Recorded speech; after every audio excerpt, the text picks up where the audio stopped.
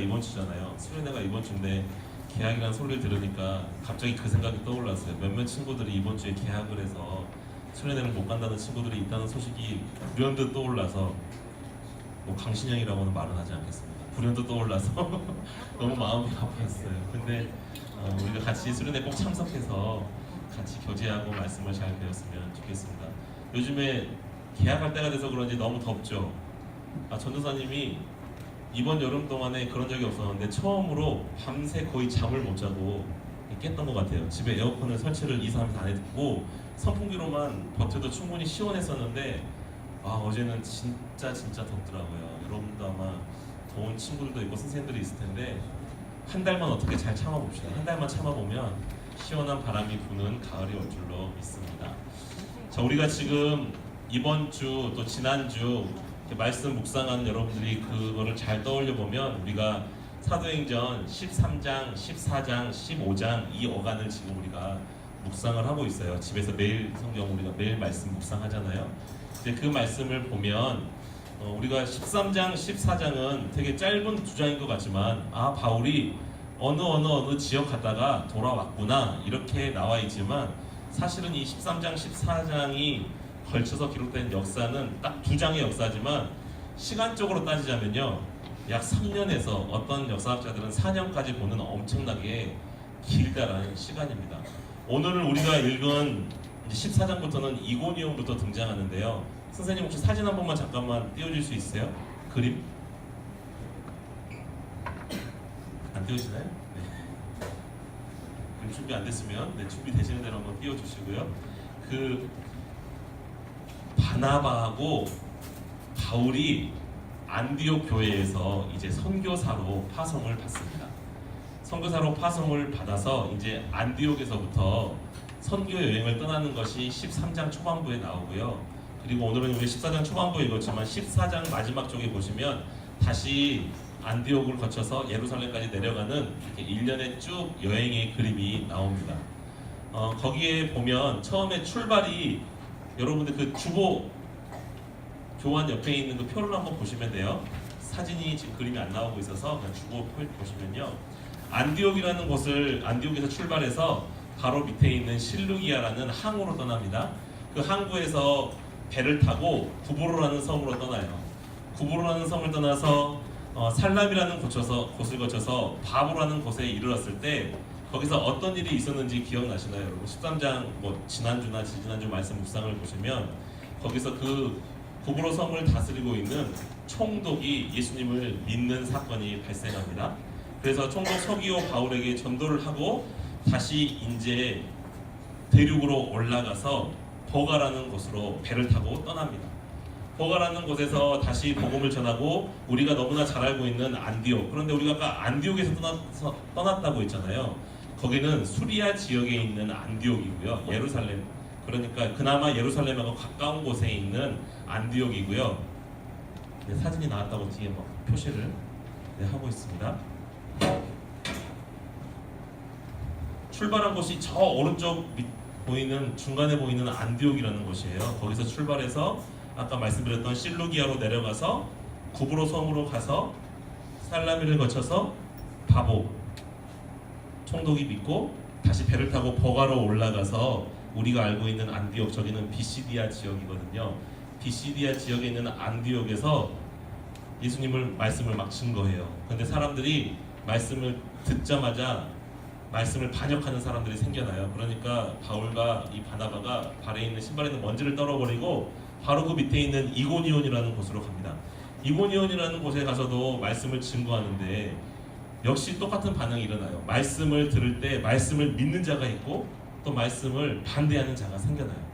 그래서 이 이고니온에서는 안디옥보다 더 크게 고난을 당하는데요. 사람들이 돌로 이 바울을 쳐 죽이려고 합니다. 아직 치지는 않았고 쳐 죽이려고 하는 상황에서 바울과 바나바가 다시 이고니온에서 좀 더 밑으로 가면 루스드라는 곳이 있어요. 루스드라는 곳으로 다시 몸을 피신한 다음에 복음을 전합니다. 그런데 거기서 엄청난 기적이 일어나요. 거기에서 안진뱅이, 날 때부터 안진뱅이 됐던 발 저는 자를 고침으로 말미암아서 예수님을 믿는 자들이 엄청나게 일어나게 되고 그런데 이렇게 예수님을 믿는 자들이 많아짐과 동시에 예수님을 반대하는 자들도 많아지는데, 우리 아까 그 위에 도시 이고니온 있잖아요. 그 이고니온에서부터 그 바울을 돌로 치려했던 사람들이 루스드라까지 원정을 갑니다. 그래서 거기서는 진짜로 바울을 돌로 쳐요. 사람들이 스데반 집사를 죽였을 때처럼 돌로 쳐서 바울이 기절을 합니다. 그래서 사람들이 바울이 죽었나 보다 하고 바깥에다가 버리고 갔는데, 감사하게도 바울이 살아나서 다시 계속해서 더베로 내려가서 복음을 전하고, 다시 반대로 이고니온, 안디옥, 그리고 아탈리아로 가서 안디옥으로 다시 돌아가는 이 여정이 사도 바울의 우리가 흔히 말하는 1차 전도 여행이라는 그러한 여행입니다.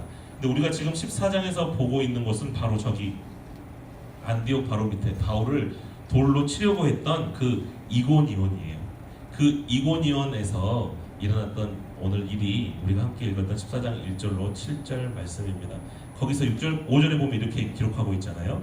이방인과 유대인과 그 관리들이 두 사도를 모욕하여 돌로 치려고 달려드니, 그래서 이들이 이제 저 밑에 있는 루스드라로 도망가는 장면까지가 이제 오늘 이후에 쭉 나오고 있는 겁니다. 오늘 말씀의 제목이 이겁니다. 복음을 듣는 자들의 두 가지 반응. 복음을 듣는 자들의 두 가지 반응. 예수 그리스도가 십자가에서 못 박아 죽였던 유대인들이 예수 그리스도를 십자가에 못 박아 죽였잖아요. 너희가 죽였던 예수 그리스도, 그가 하나님이시다. 그가 죽음에서 부활하셨고 그 예수를 믿는 자마다 구원을 얻는다라고 하는 이 복음이 증거되는 곳에 항상 두 가지 반응이 나타납니다. 아니야, 예수는 신이 아니야.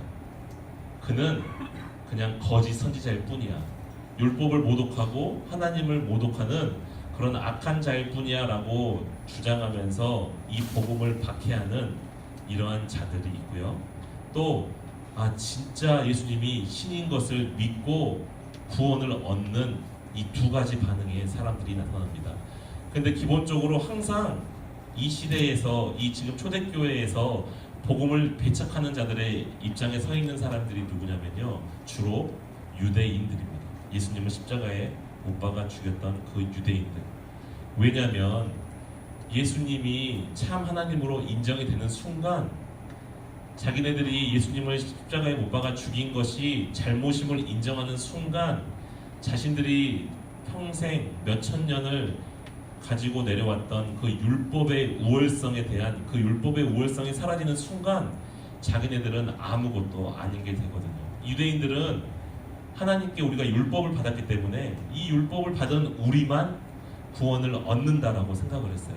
세상의 모든 이방인들은 개 같은 존재들이고 동물 같은 존재들이고, 그들은 구원에 이를 수가 없다. 왜? 율법이 없으니까. 우리만 구원을 얻는데 우리는 율법이 있기 때문에 구원을 얻는다라고 주장하는 그들의 이 모든 것이 무너지는 거기 때문에, 그들은 자신들의 기득권, 자신들이 어릴 때부터 배워왔던 율법만이 최고이고 율법으로만 구원을 얻을 수 있다고 하는 그 생각으로 사로잡혀서 예수 그리스도를 구주로 고백하는 것을 반대하고 복음을 전하는 자들을 괴롭히고 그들을 자꾸 쫓아내려고 하고 그들의 가르침이 전파되지 못하게 하려고 하는 것이 이 유대인들의 모습이었습니다. 오늘 14장에서도 마찬가지죠. 그냥 이 사람들이 그냥 자기네들만 반대하는 게 아니에요. 그 사는 그 지방에 있는 이방인들의 마음도 선동하고, 그래서 악감정을 품게 하고, 또 그 지역에 있는 관리들의 마음도 선동해서 예수님을 믿게 하려고 하는 이 바울과 바나바를 압박합니다. 그 도를 못 전하게 하려고, 복음을 못 전하게 하려고. 그러나 예수 그리스도의 복음의 말씀을 사울과 이 바울과 바나바는 계속해서 증거하면서 하나님의 말씀을 증거하죠. 돌에 맞아 죽을 뻔함에도 불구하고, 이제 24장 후반절에 가보면 돌에 맞아서 진짜로 죽을 뻔했던 그러한 경험을 마다하고서라도, 뒤로 하고서라도 계속해서 복음을 증거하는 것을 볼 수 있습니다. 근데 이 상황이 단순히 한 2000년 전에 이 초대교회의 상황이라고만 생각되지는 않습니다. 유대인들은 율법이 있으니까 우리는 구원받는다. 어릴 때부터 이 율법으로 인해서 세뇌를 받고 이 율법만이 나를 구원하고 우리 민족을 구원한다고 생각하는 이 율법 중심으로 인해서 복음을 받아들이지 못했다고 한다면, 어쩌면 이 시대를 살아가고 있는 저와 여러분은 율법을 가지고 그러진 않지만 또 다른 의미에서의 그러한 도전들이 있어요. 복음을 믿기에는 이 복음이 안 믿어지게 우리 앞에 장애물로 가로막고 있는 것들이 여러 가지가 있을 겁니다. 우리가 너무나 잘 알고 있잖아요. 여러분도 학교에서 과학 시간에 배울 때마다 갈등을 겪잖아요. 진화론을 학교에서는 배우고 학교에서 시험 볼 때는 진화론을 써야지 맞으니까 점수가 나오니까 쓰고, 교회에 와서는 창조가 맞다고 또 선생님한테, 전도사님한테 얘기를 해야 하는 그런 갈등 가운데 진짜 창조가 맞는 건가 진화가 맞는 건가 이러면서, 여러분 솔직히 그런 갈등 없어요? 그래도 진화가 맞는 거 아닌가? 교회 다니는 사람만 창조를 말하고 나머지 모든 사람들은 진화를 말하는데, 그러면 진화론을 말하는 게 맞는 거 아닌가? 여러분 그런 생각 해본 적 없어요? 그것 때문에 성경이 좀 믿을 수 없는 책이라고 생각해 본 적은 없나요? 제 조카한테 있으면 안 되는데 동독교회 다니고 있어가지고 청년부에 왔어요. 근데 이 조카가 고민이 있어요. 어떤 고민이냐면, 하나님이 계시는 것 같기는 한데 또 다른 의미에서는 사회주의에서 말하는, 유물론에서 말하는 신이 없다고 말하는 그들의 주장도 너무나 타당하다는 거예요. 빨갱이는 아닌데 약간 책을 그런 쪽으로 많이 읽었나 봐요. 고등학교 때 나름대로 자기가 똑똑하다고 생각하면서 그런 책들을 많이 읽어서 하나님이 계신 거는 자기가 신앙으로 알겠는데, 그들이 말하는 무신론에 대해서, 유물론에 대해서, 신이 없다는 것에 대해서 주장을 들어보면 삼촌 그것도 맞는 것 같아요 라고 말하는 그 갈등을 제가 느꼈거든요. 그 얘기를 들으면서. 근데 여러분들 중에서도 마찬가지 아닐까요? 어떤 학생들 중에서, 선생님들 중에서는 신앙으로는 어릴 때부터 배우기는 예수님이 계시다고, 하나님이 계시다고 배웠는데 교회 말고 다른 모든 곳에서는 그렇게 얘기 안 하는 데도 많잖아요. 그리고 지금 한국 사회를 바라봐도 교회에서 말하는 것은 정말 다 틀린 것만 같고, 신이 없다고 말하니 혹은 진화론이나 이런 여러 가지가 더 맞다고 느껴지고 생각되지 않나요? 여러분 이런 것들 때문에 진짜 예수님이 계시나? 하나님이 진짜 계시긴 한 건가? 여러분 어떤 의미에서는 이런 회의적인 생각이나 이런 마음이 들 때가 없나요? 저는 그거는 지극히 정상적인 생각이라고, 지극히 정상적인 과정이라고 생각합니다. 우리가 이 세상을 살아가면서 생각을 해보세요. 일주일에 한 168시간인가요? 그렇죠? 일주일에 168시간을 살아간다고 한다면 168시간 중에 일주일에 우리가 교회에 와서 예배드리는 시간 1시간 혹은 2시간을 빼면 나머지 모든 165시간, 166시간은 하나님은 없어. 진화론이 맞아. 돈만 있으면 최고야.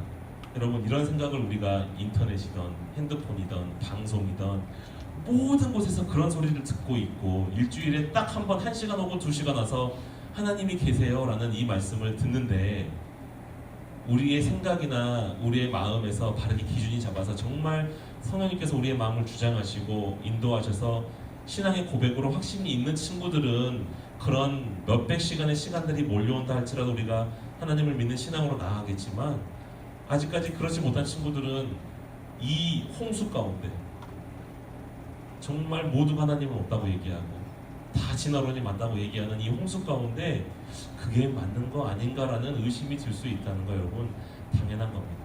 당연한 거고, 그렇다면 우리가 이러한 삶 가운데서 어떻게 해야 되느냐가 중요한 거겠죠. 내가 지금 복음을 받아들이는 쪽에 서 있는가, 아니면 복음을 비판하고 복음을 박해하는 자리에 서 있는가.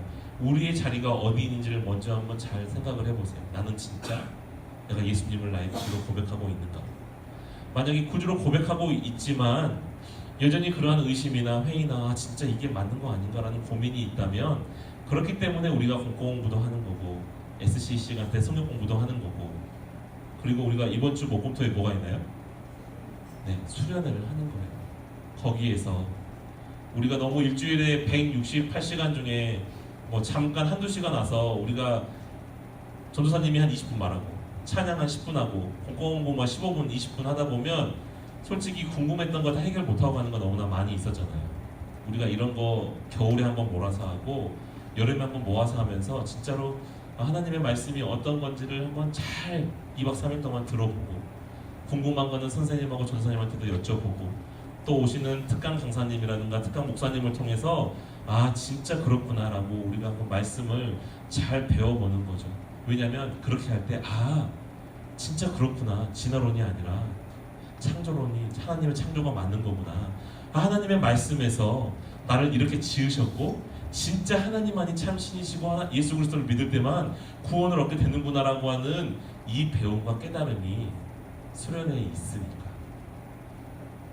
우리가 수련회에 참석해서 배워보는 것도 너무나 중요한 것 같아요. 고민이 있는 건 너무나 당연하다고 말씀드렸어요.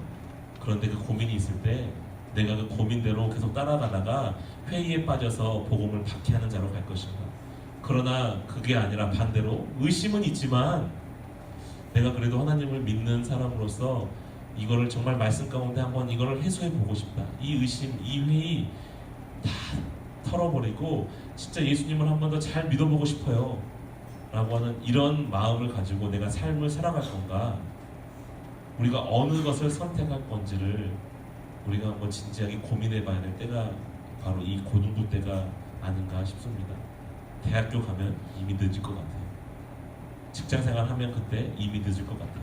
지금 우리가 나는 지금 복음을 받아들인 예수님을 믿는 자인가 아니면 예수님을 믿지 않는 자인가 고민하면서 내가 그리스도의 그 복음을 더 잘 알기를 원하고 성경 말씀을 더 잘 알기를 원하는, 그래서 두 가지 반응 가운데 우리가 왜 멸망에 꼭 지옥으로 가는 것을 선택해야 되겠어요, 여러분?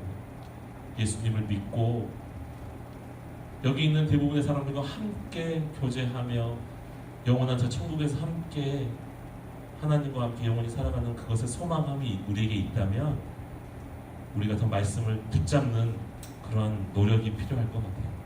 그 출발이 어쩌면 이번 수련회에 함께 참여해 보고자 하는 그런 마음이 아닐까 생각해 봅니다. 교환의 공공공부 시간에 계속해서 이 주제에 대해서 나눌 거거든요. 도입 질문에서도 관찰 질문에서도 조정 질문에서 나눌 건데 여러분들이 한번 솔직하게 얘기해 보세요. 복음에 대해서 나는 과연 복음을 받은 자인가 아닌 자인가, 그런 것에 대해서 여러분들이 한번 솔직하게 반응해 보고 얘기해 보고 함께 기도하면서 정말 예수 그리스도의 참 복음 안에 거하는 우리 믿음의 고등부 친구들과 선생님들이 되시기를 예수님의 이름으로 축복합니다. 기도하겠습니다. 하나님, 복음이 선포되지만 어떤 곳에는 복음을 받아들이는 자들, 또 복음을 배척하는 자들, 항상 이 두 부류의 사람들이 있었음을 고백합니다. 하나님, 물론 여기는 교회입니다. 교회이기 때문에 당연히 복음을 받아들인 자들의 모임이지만 하나님, 그러나 우리가 또 고백하기는 예수님을 믿기는 하지만 그러나 여전히 우리의 마음에 진짜 성경 말씀이 맞는 건지, 이 세상이 말하는 것이 다 틀린 건지, 이러한 회의나 이러한 의심이 우리의 마음 가운데 있는 것도 사실입니다. 하나님, 우리가 우리의 솔직한 마음을 선생님과 친구들 앞에 고백하며 서로가 서로를 위해서 기도하고 또 수련회에 함께 참석하여서 말씀에 대해서 또 우리들의 앞으로의 진로에 대해서 복음에 대해서 좀 더 분명히 공부하고 알아가는 그런 귀한 시간이 될 수 있도록 하나님, 오늘 이후에 진행되는 공공공부 시간과 또 우리 목금토에 있는 수련회 시간을 하나님께서 붙잡아 주시옵소서. 주님께서 우리를 구원에 이르게 하는 복음이 믿어지게 하시고 예수님의 그 생명을 우리 가운데 선물로 주실 줄로 믿사오며 예수님의 거룩하신 이름으로 기도드리옵나이다. 아멘.